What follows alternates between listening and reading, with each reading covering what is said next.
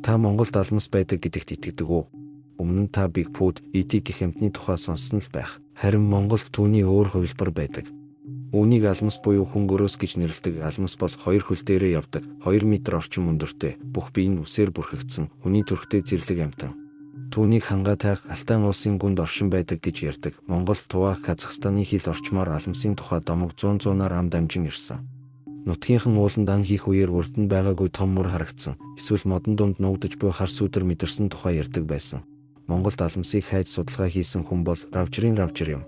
Тэрээр Монгол алтай нуруугаар 1340 хоног аялж олон 10 домог, хууч яриануудыг цуглуулж хэд хэдэн удаа алмсын мөрийг олж хөвжүүлж буулган авсан байдаг бөгөөд 3 ч удаа алмсыг харсан гэдэг. Равжир алмас сурвалжилсан тэмдэглэл энэ хүн мөн үү хэмээх ном хэвлүүлсэн байдаг. 1973 оны 7 сард Равжир ховд аймгийн Эрдэнэ бүрэн, Баянгалгийн аймгийн Толб, Сумын нутгийн Загт орших сайрын уулнаас алмсын мөр олж зургийг нь аваад шинжлэх ухааны академи болон Бэринчин дэлгээсэн байдаг. Бэринчин алмсын мөрний хэвийг бүх насаараа хүний үгийг судалсан бэлгийн хүн судлалын доктор Хайбалмансад явууллаа. Хэд хоногийн дараа Равжирт нэгэн захидал ирсэн нь Хайбалмансын захидал байв.